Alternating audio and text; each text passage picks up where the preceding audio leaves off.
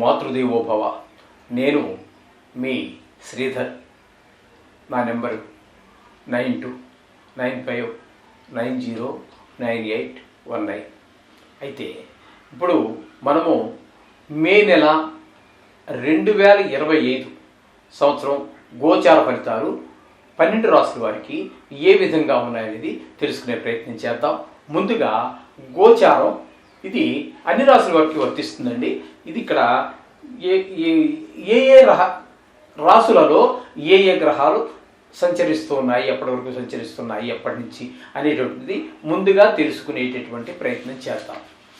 ముందుగా రవి తీసుకున్నట్టయితే 14 తారీఖు 5వ నెల 2025 నుండి వృషభంలో ప్రవేశిస్తారు. దీన్ని వృషభ సంక్రమణం అంటారు. అంటే 1వ తారీఖు నుండి 13వ తారీఖు వరకు మీకు మేషంలో సంచారం జరుగుతున్నది. తదుపరి 14వ తారీఖు 5/5/2025 నుండి వృషభంలో సంచారం చేస్తున్నారు. అంటే ఇక్కడ రవి యొక్క సంచారం కనుక మనం తీసుకున్నట్టయితే జన్మంలోనూ ద్వితీయంలోనూ సంచారం జరుగుతోంది. ఇక కుజుని యొక్క సంచారం కనుక మనం తీసుకున్నట్టయితే కర్కాటకంలో జరుగుతోంది. మేషరాశి వారికి 4వ స్థానంలో సంచారం జరుగుతున్నది. గురు యొక్క సంచారం తీసుకున్నట్టయితే ద్వితీయ స్థానంలో గురు యొక్క సంచారము మే 9వ తారీఖు వరకు సంచరించి తదుపరి 22 రోజుల పాటు మిథునంలో సంచారం జరుగుతూ ఉంటుందండి.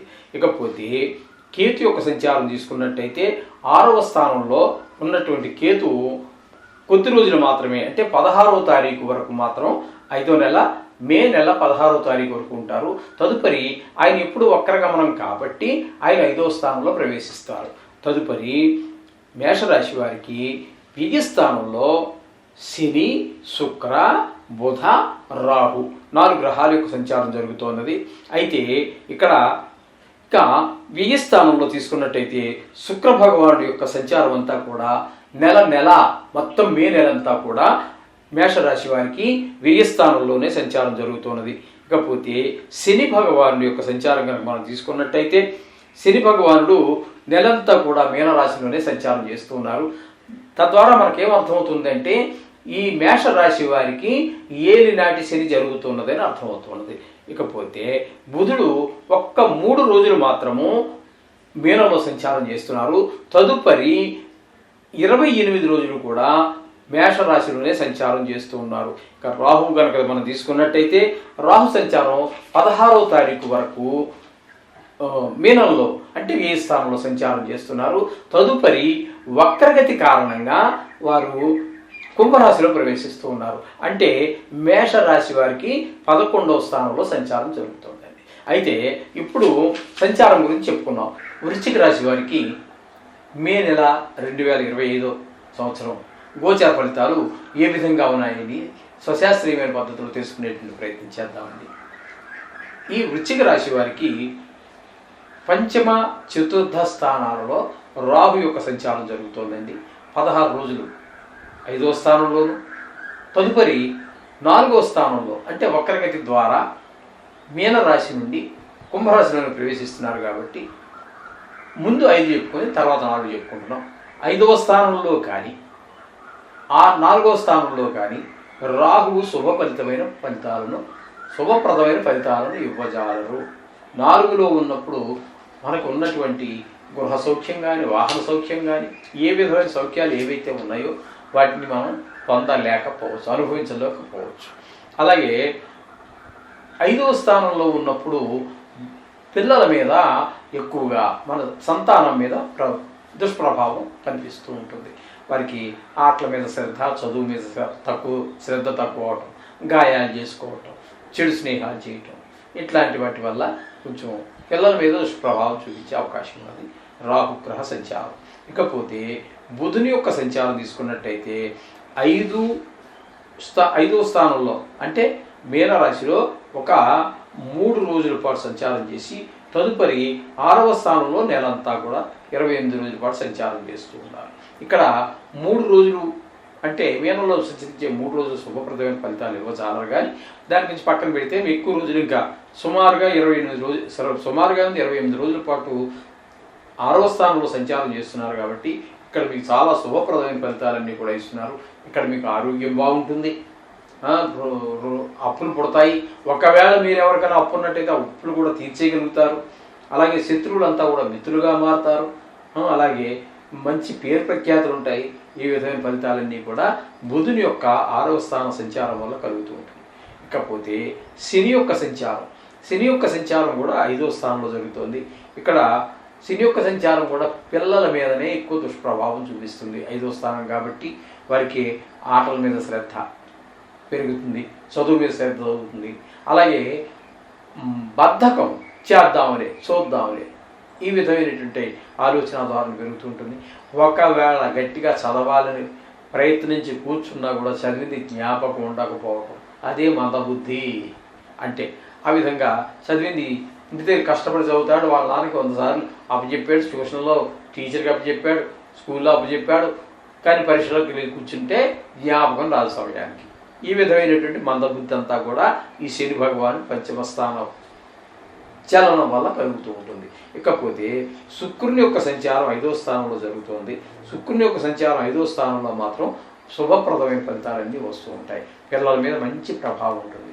ఒకవేళ వాళ్ళకి ఈ సంగీతం కానీ, సాహిత్యం కానీ, నృత్యం కానీ, గీతం కానీ, చిత్రలేఖం ఇట్లాంటి వాటిల్లో ఇందులో ప్రవేశం ఉన్న వాళ్ళందరికీ కూడా మంచి ప్రోత్సాహం లభిస్తుంది, మంచి అవకాశాలు కలిసి వస్తాయి అని ఖచ్చితంగా చెప్పవచ్చు.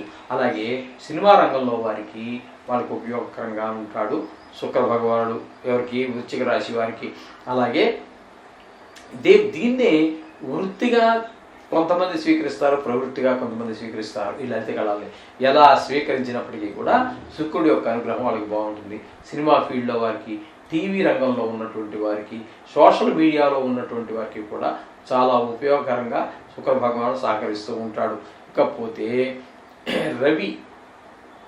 సూర్య భగవానుడి యొక్క సంచారం తీసుకున్నట్టయితే రవి 6వ స్థానంలోను 7వ స్థానంలోను సంచారం చేస్తూ ఉన్నారు. రవి ఎక్కడ సంచారం చేసినప్పటికీ కూడా శుభప్రదమైన ఫలితాలు ఇవ్వజాలరు. అంటే 6, 7 స్థానాల్లో. 7వ స్థానంలో ఉన్నప్పుడు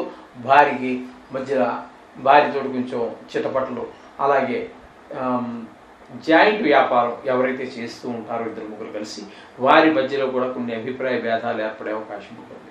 అలాగే 6వ స్థానంలో 14వ తారీఖు వరకు సంచారం చేస్తారు. ఇది మాత్రం మీరు గుర్తుపెట్టుకోవాలి. 6వ స్థానంలో రవి సంచారం చాలా చక్కటి ఫలితాలన్నీ కూడా ఇస్తూ ఉంటాడు. అలాగే 15 నుంచి మాత్రం అనుకూలమైన ఫలితాలు ఉండవు, కానీ 16వ తారీఖు వరకు మీకు మంచి రుణాలు ఉంటే తీర్చేయగలుగుతారు, లేదా రుణం కోసం ప్రయత్నిస్తే సఫలీకృతులు అవుతారు, మీకు శత్రువులు కూడా మిత్రులుగా మారుతారు. ఈ విధమైన ఫలితాలన్నీ కూడా 6లో ఉంటాయి. 7లోకి వచ్చినప్పుడు కొంచెం భారీ అనారోగ్యం పాలయ్యే కూడా అవకాశం ఉంటుంది. అటువంటి సమయాల్లో సూర్య భగవానుడికి సంబంధించినటువంటి సూర్య నమస్కారాలు కానీ, ఆదిత్య హృదయం కానీ, సూర్యాష్టకం కానీ, ఇట్లా అనేక రకాలైనటువంటి ఉన్నాయి సూర్య భగవానుడి గురించి. దాన్ని చేసుకోండి, బాగుంటుంది. అనారోగ్యం కనుక గట్టిగా ఉన్నట్టయితే కవచం అని ఉంటాయండి, రవి కవచం అని ఉంటుంది. అది మాకు ఫోన్ చేస్తే కూడా మేము పంపించడం జరుగుతుంది. అది మీరు రెగ్యులర్గా చదువుకుంటే చాలా మంచిది. ఇకపోతే 7వ, 8వ 2 స్థానాలలో గురువు యొక్క సంచారం జరుగుతోందండి. 7ంలో కానీ 8ంలో కానీ ఈ 2 చోట్ల కూడా గురువు యొక్క సంచారం శుభప్రదమైన ఫలితాలను ఇవ్వజాలడు.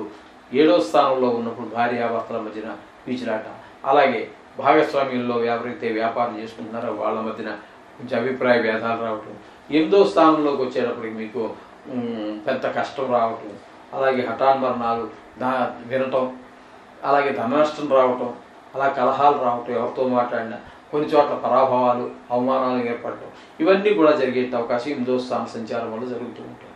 ఇకపోతే భాగ్యస్థానంలో కుజుని యొక్క సంచారం జరుగుతోంది. భాగ్యస్థానంలో కుజుని యొక్క సంచారము శుభప్రదమైనటువంటి ఫలితములను ఇవ్వజాలదు. మీకున్నటువంటి గృహం ఉంది, స్వగృహం ఉంది, వాహనం ఉంది, ఉన్నాయి, అన్నీ ఉన్నాయి. ఏదో రిపేరు, దాంట్ వల్ల సుఖం కంటే కూడా దుఃఖాలు, ఏదో రిపేర్ వస్తూ ఉంటుంది. లేకపోతే ఏసీ ఉంది, ఏసీ పని చేయదు, దానికి గ్యాస్ అయిపోయిందో, లోపల రిపేర్ వచ్చిందో, ఏదో వస్తుంది. ఆ వారం 10 రోజుల పాటు వాడు ఇగో వస్తానంటాడు. మీరు అంతే ఇంటిమేట్ చేసినా ఇంకో గంటలో వస్తా సార్ మీ ఇంటికి అంటాడు, వాడు రాడు. ఇలా 10 రోజులు 15 రోజులు ఇది ఉండేది. ఇక్కడ 15 రోజులు వెళ్ళండి, ఇక్కడ ఉండేది కూడా.